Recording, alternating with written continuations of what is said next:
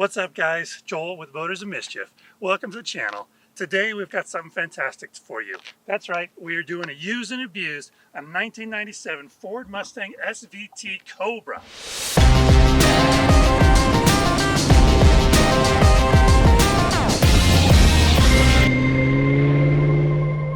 Okay guys, in today's review we're doing SVT Cobra, not Mustangs in general, but specifically the SVTs.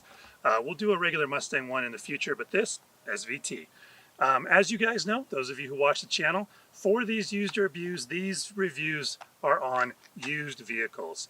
Anybody can do a review on brand new vehicles, and while those are lots of fun, maybe you don't have enough money for a brand new vehicle. So we like to do them on used vehicles that you could actually go out and buy right now. So this is an example of a SVT Cobra that you could go buy right now. It's got about 124,000 miles on it. It's been used hard, and the idea is if you were going to go out and get one of these cars right now in 2021, what would you be able to expect to buy? What do you get for your money? And is the car been used, meaning that it's been well taken care of, that it's stood up well to the elements and to 125,000 miles of life, and is it still a good investment? Or is it abused in that it's been rode hard, put away wet, fallen apart, not built properly in the first place, whatever it might be, but some sort of reason that it would be abused. If it's used, you want to buy it. If it's abused, you don't want to buy it. So let's get right into this, and we'll start with the history on the SVT Cobra. So we'd like you guys to know where the car came from and give you some background on it. So let's dive right into that. Okay, again, in this case, we're not focused on Mustangs in general, but on SVT Mustangs in particular.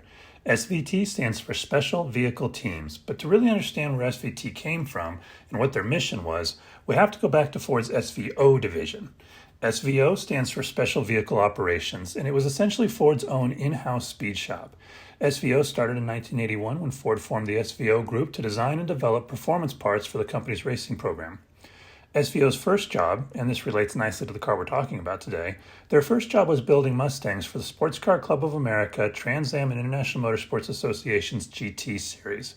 Teamed up with engine builder Jack Roush. Why does that name sound familiar? Oh, right, because Jack's company is responsible for our 600 horsepower Ford SVT Raptor with the Roush Performance Kit.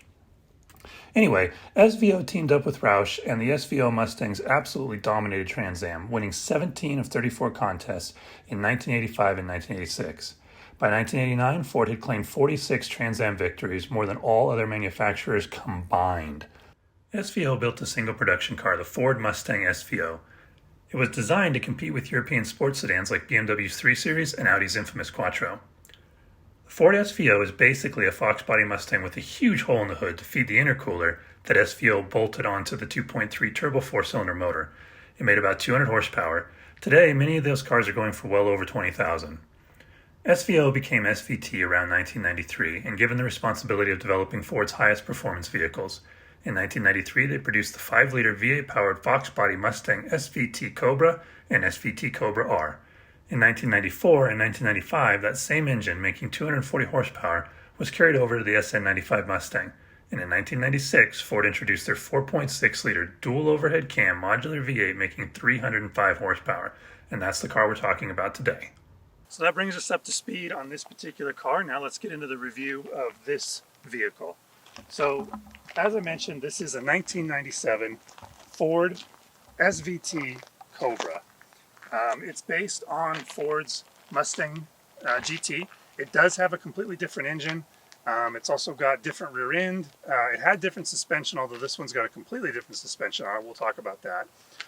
There are some other miscellaneous differences in the car that we'll go through.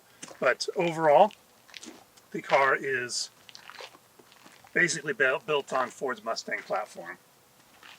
Alright guys, we're going to get to all aspects of this car, but being as how this is a Mustang Cobra, I'm sure you're excited to see the engine, so let's go ahead and start there.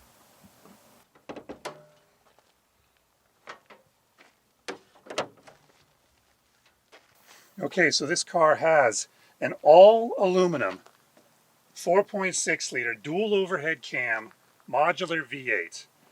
It was unique to the Mustang Cobra, and the GT had single overhead cam on each side. This one's got dual overhead cam, so it's 4 cams altogether.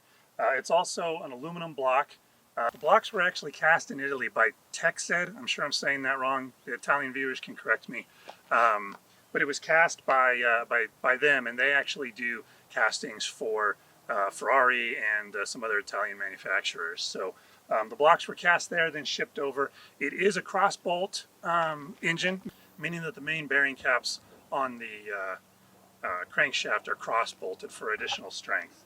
And then it's got aluminum heads, and as I mentioned, there's 2 cams on each side, and then it's got a single spark plug for each cylinder. This engine puts out 305 horsepower, 300 foot-pounds of torque, and the car came exclusively with a 5-speed manual transmission. So that was the only way you could get it.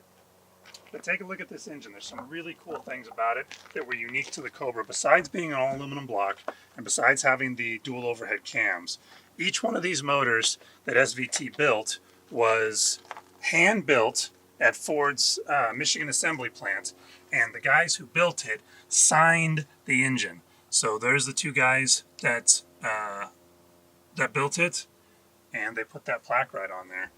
Obviously, it's got a unique intake, and I believe it also has, it's got a special radiator that SVT put in there, and a bigger cooling fan, at least for, I think, starting in 1996. One thing I did want to mention about this engine is it has an IMRC system. That's intake manifold runner controls. I'll throw a picture up on the screen here so you guys can see what those look like. But basically what it does is when the car gets over 3,000 RPMs, those IMRCs are down underneath the intake manifold here, and and they open up and they change the intake path for the car. So it has good power down low, below 3,000 RPM, and then those things open up and it's got tons of power up above. So they do tend to get clogged or to break the pulleys that hold them, because there's 2 pulleys in the back, one over there and one over there. Not pulleys, there's like actuators, and if those break, then the system doesn't work and the car bogs out either below or above. But yeah, just something to keep in mind if you're looking for a used one of these. Make sure if it feels like it falls on its face after 3,000 RPM, most likely it's got a problem with the IMRCs. There are IMRC delete kits, but then you have to have the car retuned. Alright guys, as I mentioned, this is obviously a Mustang, so it's built on Mustang's platform, which means it's a rear-wheel drive, 2-seat coupe with, it actually got back seats in it, but I wouldn't want to put anybody in there. We'll get to the interior in just a second. The car, this particular car, has got a coilover suspension conversion done to it. We actually did a video on that. If you'd like to check it out and see how we put it on, we'll link the video right here. The regular Mustang Cobra did have a custom 4-link rear end, and it sat very, very high. We'll put a picture up here. You can see the way the car used to look. It was quite high, almost looks like a 4x4. I think we ended up dropping it about 3 inches to get this stance. So a lot of the cars that you're looking at to buy are going to have a coilover conversion done on them, because those cars did sit really high and people did like them to sit lower. The coilover conversion that we did on it made a huge difference in the way it handled. Much more comfortable, and obviously, as you can see, it looks a lot better. So normally they sit high, this one sits low. So keep that in mind if you're looking for one. It's probably going to have a aftermarket suspension on it. Just check and see what type of suspension it is. Make sure that it's one that you like and that it's been done professionally. So moving around to the back of this, the Cobra had an optional rear wing, and this is not it. This is an aftermarket wing that's been installed on it.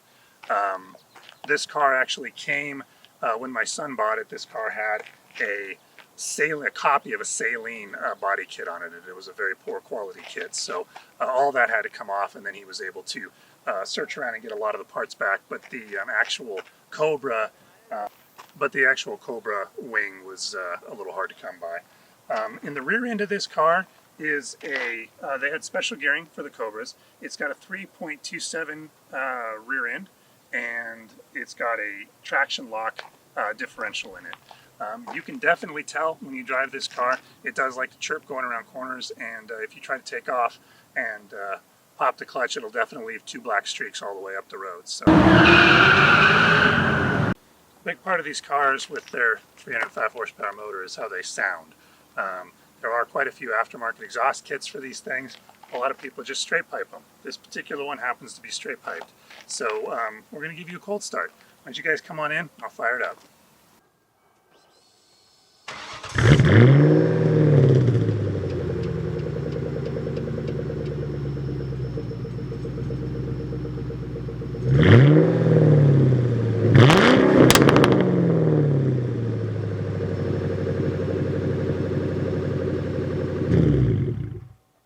Okay, the car from the factory came with 4-wheel disc brakes, and that was something that SVT put together. This car has been upgraded with cross-drilled and vented rotors, front and rear, and performance brakes to help it stop faster. We'll get into how quickly it stops when we're doing the road test on it, but I can tell you that it stops pretty good with this setup. Okay, so you guys, we obviously have to talk about it. This car has a splitter on it. Obviously did not come stock with this splitter on there, but with its lowered stance and the wing that it's got on the back, I think it looks pretty cool with the splitter, and I like it. You don't see a ton of these with splitters on them because of the way this Cobra, this front valence is unique to the Cobra, and the way it works, it's difficult to get a spoiler hooked up to it, or a splitter hooked up to it. This one's actually bolted to the radiator cross support, and it's got 4 additional points of contact. So it's actually really strong, and we've seen it hit a few things in the road, and I thought it was going to come apart, and it didn't. So my son Lucas built this. He did a good job on it. But if you happen to be looking at one that does have an aftermarket splitter on it, again, not stock, be sure to check how they attached it, because lots of times the splitters just go in with a couple of bolts and then these rods, and those won't hold, not long term anyway. So okay, let's check out the interior now. Okay guys, so this interior is all leather interior, and it's actually in pretty good shape. It's cracked in a few places and definitely could be redone, but considering the age of the car, it's actually not in too bad a shape at all. The seats are pretty comfortable, and they're pretty supportive. These seats tend to sit up pretty high from the factory. I'm 6'5". I do fit in it, but just barely, and the car's not super comfortable for long distance trips.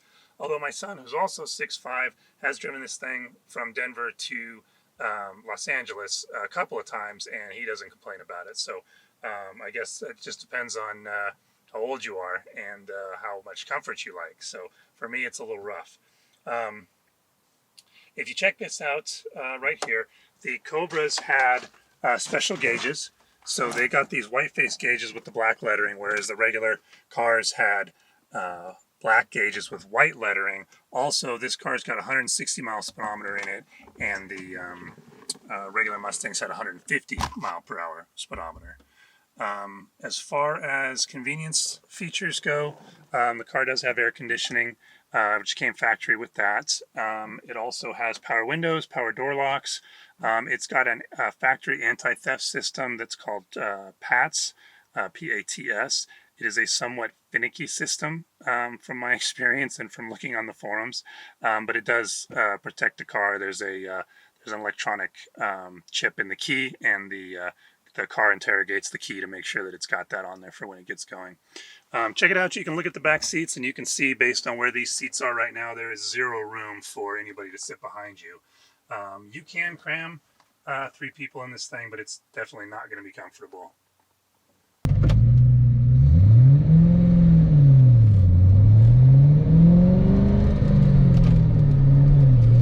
Alright guys, hopefully it's not too loud in here. This car, as I mentioned, is straight piped, and it just makes a tremendous amount of noise. So we're talking about getting mufflers on it, and it definitely needs them, but hopefully you can hear over this. So we're checking out the ride, the handling, how the car works. Again, this is kind of a little bit geared towards a daily driver. keep that in mind as we're talking about how livable this car is. This particular car,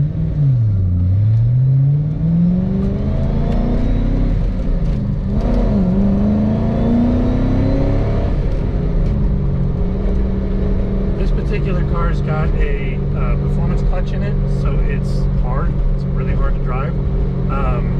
Well, hard to use the clutch. It's not super hard to drive, but it's definitely harder than stock. So if you've got a car with a performance clutch in it, it's going to definitely make a difference on your daily driving capability. It definitely makes the vehicle more difficult to drive. This also has the coilover suspension on it, like we talked about. As you can see, it's fairly rough. I would say it's not any rougher than the Ranger that we did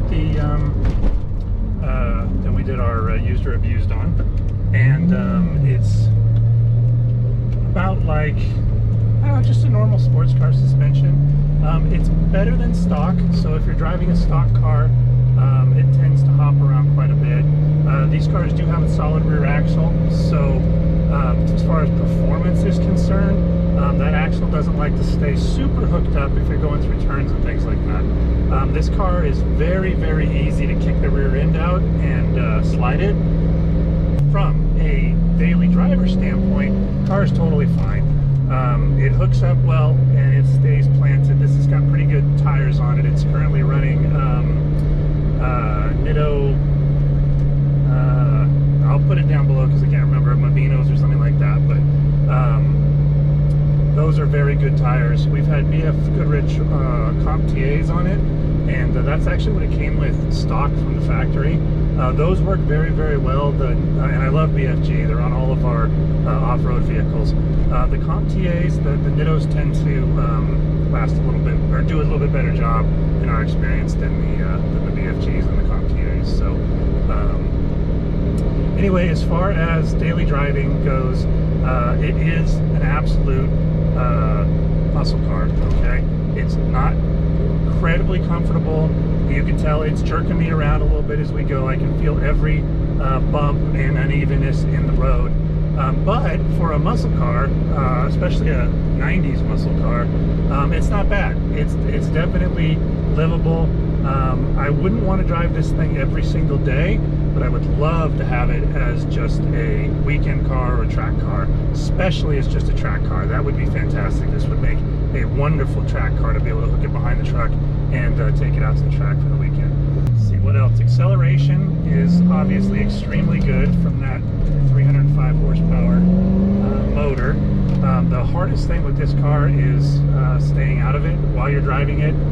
It really wants to run, and it's a lot of fun to make it go, so you definitely want to do that when you're driving it. If you are not the type of person who can control yourself, this is probably not a good car for you, because it eggs you on to try to go. Stopping. Car stops very well. This one again does have aftermarket brakes on it, so I don't know how much we can say about that. They were a pretty good upgrade from the stock brakes, so I would say if you were going to have one of these as a daily driver, the brakes on the original are not bad, but you can get 20-year newer technology in the brakes, and a set of pads and a set of rotors make a big difference on these things. About $300 you can do all four corners with new pads and rotors from either Extreme Performance or Power Stop, so keep that in mind as well. From a usability standpoint, the car is fairly small. Modern Mustangs are much, much larger. This car is, you see right here's the center of the car, so if there were another person in here, you're very close to that person. Again, the back seats are pretty much unusable. As you guys know, this car belongs to my son, and he has taken it to school with his brother and his sister in the back, so you can fit 3 people, especially if they're, you know, teenagers, because teenagers don't mind. But you're definitely not fitting 3 adults in here. So a couple adults in the front, maybe a kid in the back. The car's fairly low to the ground, so you do have to climb out of it, and that's even before we lowered it, so it's even lower now. But you'll be climbing in and out of it just like any sports car. All in all, it's not bad, especially for a what is this, 24-year-old car now, almost 25 years old. it drives great. It's a blast to drive. It is lots and lots of fun. I can't overstate that too much. It is put a smile on your face every time you accelerate. It's not too bad on the ride. Like I said, the ride harshness is not terrible, and the comfort level is pretty good. You know, power windows and air conditioning and what have you. So I would give it, you know, it's definitely usable. Definitely for a 24-year-old car, it's not bad at all.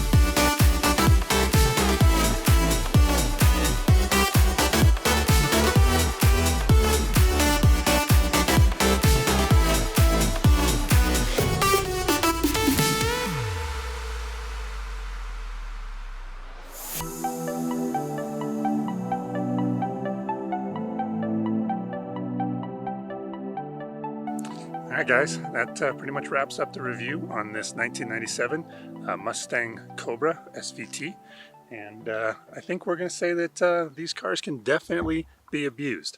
In fact, when we first got this one, it was quite abused and came in pieces, and we had to put everything back together. Spent us a couple of years getting everything built back up so that the car is no longer abused. So I would say that you know, we like to sum up whether these cars are used or abused for this review, and I would say that these can be either one. This particular one is used. It's a nice car, still has a few little issues, which is just, I think, normal with these Cobras, so definitely something to keep in mind if you're considering buying one. But we're going to go ahead and say used with the qualifier that each individual car, there's a lot of them that are abused out there because they make a lot of power and they're relatively inexpensive, so they end up in a lot of hands of people who just want to abuse them. So if you're looking for one, either expect to do a lot of work on it to get it out of the abused category, or look for one that's been really well maintained and maybe adult owned, and then that'll be the used one. So that's your review, guys. Hope you liked it. If you did, like, subscribe, and if you want to follow us on Mischief for All on our Instagram, then you can get behind the scenes stuff. So thanks so much for watching. We really appreciate all the support. Love you guys. Peace.